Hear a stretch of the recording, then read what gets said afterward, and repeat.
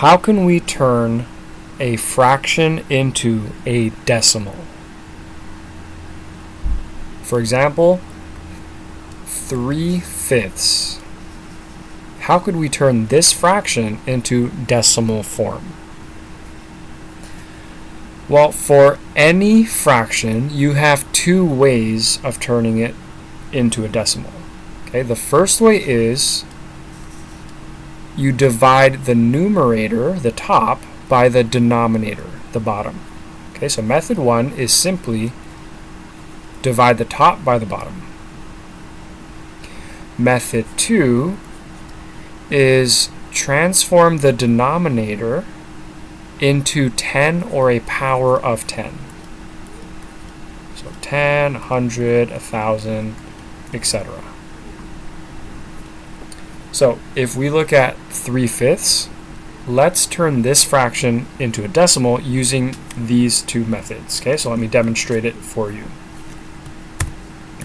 So the first method is division. So 3/5. Let's divide the 3, the numerator, by the denominator. So 3 divided by 5.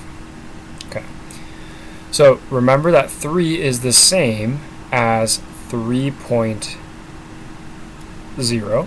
Okay? 3 and 3.0 are equivalent. So how many times does 5 go into 3? 0. Okay. Move the decimal up. How many times does 5 go into 30? That'd be 6. So 3/5 is equal to 0.6. Right? 0.6. So the first method is simply division. Divide the numerator by the denominator. Let's look at the second method now. So 3/5. The second method, we need to turn the 5 into 10 or a power of 10. So if I wanted this 5 to be a 10, what can I multiply the 5 by? In other words, 5 times what equals 10? Well, that would be 2, right? So let's multiply 3/5 by 2 over 2. Now you might be wondering, why do we need to multiply the top by 2 as well? The answer is because 2 over 2 equals 1, right? 2 divided by 2 is 1.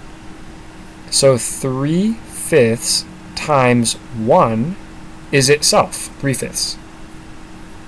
So if we want the 5 to become a 10, we need to multiply the 5 by 2, and then let's multiply the top by 2 as well, so that 2 over 2, which is 1, that does not change the 3/5. Okay, so 3/5 times 1 equals itself.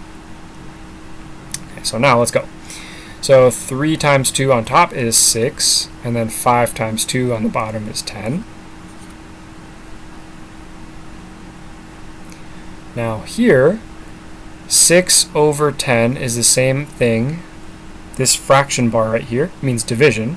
So this is the same as 6 divided by 10.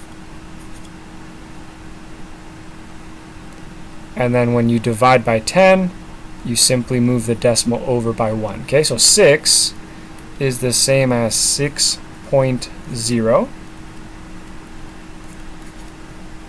6 is 6.0, and then dividing by 10, we move the decimal to the left one place. So moving this decimal to the left, we get 0.6.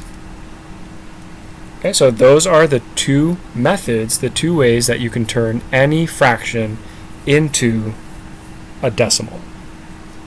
Now, sometimes the fractions will be irrational, meaning the decimals will go on forever.